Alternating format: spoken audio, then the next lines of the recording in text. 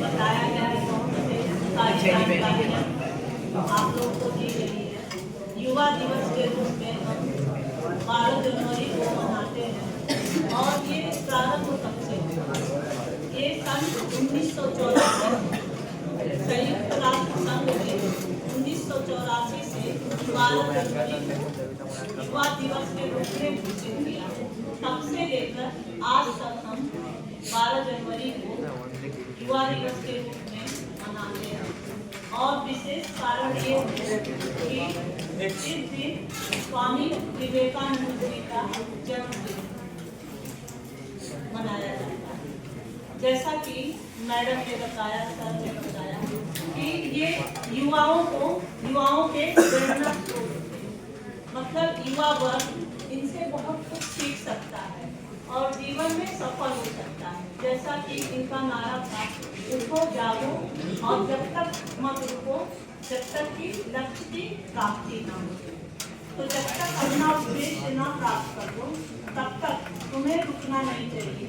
और सभी बच्चों का यही मूल मंत्र होना चाहिए। जो भी उद्देश्य जीवन के लिए उन्होंने निर्धारित किए हैं, जो भी उन्हें करना है आगे जाकर, तो कम से कम अभी से उस उद्देश्य के प्रति पूर्णतः समर्पित हो जाए, तभी वो उद्देश्य प्राप्त होगा।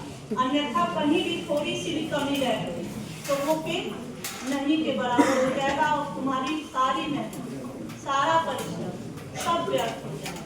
इसलिए सच्चे मन से जो भी करना है वो करो और जीवन में आगे बढ़ो। जैसा कि देखो, ये कभी झूठ नहीं बोलते थे, हमेशा सत्य। जैसे मैं देखती हूँ बच्चों में गलतियां करते हैं और तुरंत साफ झूठ बोल देंगे कि हम नहीं, तो ये गलत बात है। अगर गलती कर रहे हो तो स्वीकारो, उससे सीख लो और आगे कोशिश करो कि हम वो गलती ना करें। वो बड़ाई, वो बड़प्पन कही जाती है ना कि गलती भी करो झूठ भी करो, ये गलत बात है। ऐसे ही संबंधित है। जब वो तुम जैसे थे, छोटी क्लासों में पढ़ते थे, तो उनकी बातों में बहुत आकर्षण था। लोग जल्दी से ही उनकी बातों से आकर्षित होकर सुनने लगते थे। तो अपने सहपाठियों के बीच वो बैठते थे क्लास में और कुछ बातें बता रहे थे। सभी बच्चे बड़े ध्यान से उनकी बातों को सुन रहे थे। उसी समय क्लास में गुरुजी का प्रवेश हुआ, मगर किसी का ध्यान नहीं गया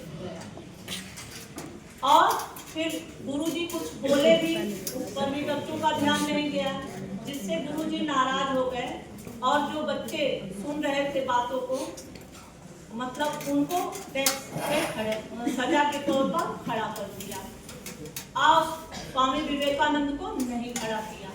अब स्वामी विवेकानंद को बहुत बड़ी ग्लानि हुई, क्योंकि मेरे कारण ही सारे बच्चे सजा पाए हैं। फिर उन्होंने जाकर स्वयं गुरुजी से कह दिया कि गलती मेरी थी, तो मुझे भी इसकी सजा दी जाए। फिर गुरुजी ने सबको माफ कर दिया, यही कहा। तो मतलब कहने का मतलब यही है कि गलती ठीक है, बेशक है, मनुष्य हैं, गलतियां भी होती हैं और तुम लोग को, अभी तो तुम बच्चे हो, गलती कर सकते हो। मैं नहीं कहती तुम गलती नहीं करोगे, मगर गलती को एक्सेप्ट करो और उससे सीख लेके आगे बढ़ने की कोशिश करो। ठीक है, समझ में आएगा? और इसके अलावा देखो, जैसा कि इनका पहले का नाम नरेंद्र दत्त था, ठीक है, बाद में स्वामी विवेकानंद हुआ। तो पहले तो ये विदिशा इनका नाम था और राजस्थान के खेतड़ी के शासक थे अजीत सिंह, उन्होंने इनका नाम विवेकानंद रखा। तो ये तो जानकारी की बात थी। बाकी मैं आगे कहती हूँ, मैडम आए।